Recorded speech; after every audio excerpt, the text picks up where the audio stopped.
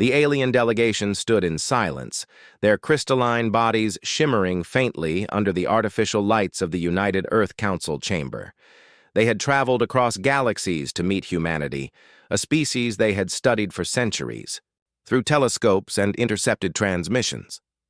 The reports from their scientists were unanimous. Humans were intelligent, but volatile, capable of both breathtaking creativity and catastrophic destruction. Ambassador Valier tilted his translucent head slightly, observing the humans seated before him. Their expressions ranged from curiosity to thinly veiled hostility. It was strange. These creatures who called themselves humans seemed so fragile compared to the towering war machines or psychic empires that dominated other corners of the galaxy. Yet here they were, bold enough to demand an audience with one of the oldest civilizations in existence. Honored representatives of Earth, Valier began, his voice resonating like a soft chime through the translation device embedded in his chest. We have come at your request. What is it you seek? A human woman rose from her seat, her dark hair tied back in a tight bun.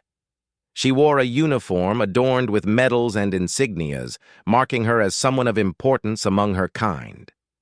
Her nameplate read, General Elena Reyes. Thank you for coming, she said, her tone measured but firm. Humanity has reached a critical juncture in its development. We wish to join the Galactic Concord, a coalition of advanced species working together for peace and prosperity. Valier exchanged glances with his fellow delegates. This was unexpected. Most species sought membership only after centuries of careful diplomacy and cultural refinement. Humans, however, had barely begun exploring beyond their own solar system. Their technology was rudimentary by galactic standards, and their history was riddled with conflict. Why do you believe you are ready? Asked another delegate ambassador. Calith, whose body refracted light into dazzling patterns. Your wars, your exploitation of resources, your disregard for balance, these things concern us. Reyes clenched her jaw but maintained her composure. Yes, we've made mistakes, but we're learning. Our planet is healing. We've united under a single government. And more importantly, we bring something unique to the table. Oh? Valier's voice carried a hint of intrigue. And what might that be? Creativity, Reyes replied without hesitation. No other species in the galaxy thinks like we do. We adapt, innovate, and push boundaries. Where others see limitations, we see possibilities. Where others retreat, we advance. That's why you should let us join you, not because we're perfect, but because we can offer solutions no one else would consider. The chamber fell silent. The aliens exchanged silent signals, their forms flickering as if communicating on frequencies, beyond human perception. Finally, Valier spoke again. You claim to value innovation, yet your actions often contradict this.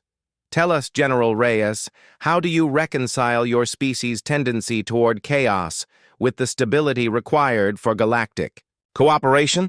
Reyes hesitated for a moment, then smiled faintly. Chaos isn't always a bad thing. Sometimes it's necessary to break old systems and build new ones. Look at us. We've gone from tribal warfare to landing on the moon in less than 10,000 years. No other species has done that. Sure, we're messy, unpredictable, even insane by some standards. But isn't that better than stagnation? Calith tilted forward, her crystalline form casting prismatic shadows across the room. Insanity is not a trait we admire. Stability is the foundation of progress. But progress requires risk, Reyes countered. You've been watching us for centuries. Haven't you noticed? Every time we stumble, we get back up stronger. Every failure teaches us something new. Humanity doesn't give up. Ever. Valier's gaze lingered on Reyes, as if trying to decipher the truth behind her words. Then he turned to his companions and emitted a series of high-pitched tones. After a brief exchange, he faced the humans once more. "We will consider your request," he announced. "But first, we must test your claims. Show us this creativity you speak of. Prove to us that your insanity is indeed an asset rather than a liability." Reyes nodded, determination burning in her eyes.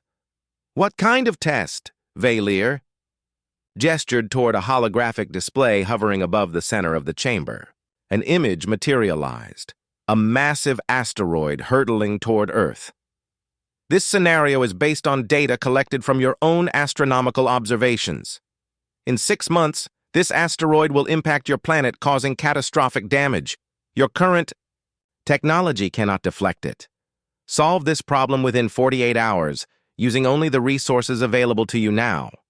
If you succeed, we will reconsider your application." The humans exchanged uneasy glances. 48 hours to solve a problem that had stumped them for years? It seemed impossible, but Reyes didn't flinch. "We accept," she said firmly. Back at Earth's Central Command Center, the brightest minds gathered around tables cluttered with schematics, equations, and half-empty coffee cups. Engineers, physicists, and strategists debated furiously, throwing out ideas faster than anyone could write them down.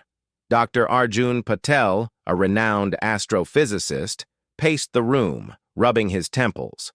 "We don't have the propulsion systems needed to alter the asteroid's trajectory. Even if we did, there's no guarantee it would work."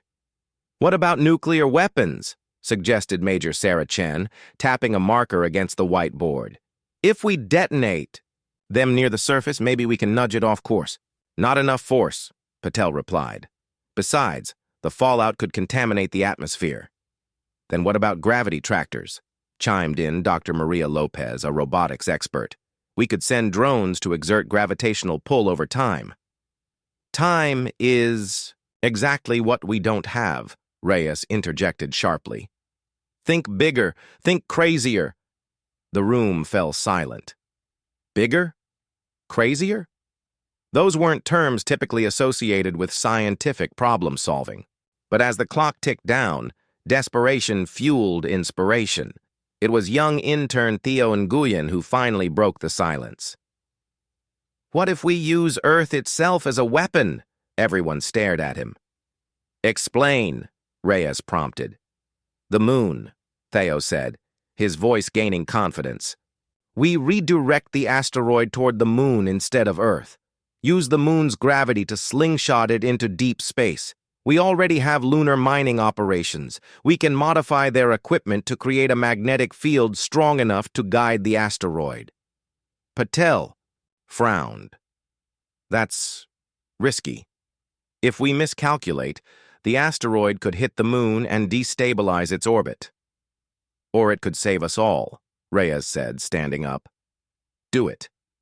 47 hours later, the plan was set in motion. Humanity held its collective breath as the modified mining rigs activated, generating a powerful electromagnetic field around the moon. The asteroid approached, its shadow looming larger with each passing second. For a heart-stopping moment, it seemed the calculations were wrong. The asteroid wobbled dangerously close to the lunar surface. Then, with a final burst of energy, the field stabilized, and the asteroid shot past the moon, disappearing into the void of space. Cheers erupted across Earth. Against all odds, humanity had succeeded. When the alien delegation returned, Valier's expression was unreadable. "You have proven your ingenuity," he admitted. "But tell us, humans, was it worth the risk? Could you have destroyed your own satellite, your only natural companion, in the process?" Reyes met his gaze steadily. "Yes, it was worth it. Because taking risks is what defines us. We may be insane, but our insanity drives us to survive, to thrive, to dream of a future where anything is possible." Valier paused, then inclined his head. "Very well. Consider your application approved. Welcome to the Galactic Concord." As the humans celebrated, the aliens exchanged quiet reflections.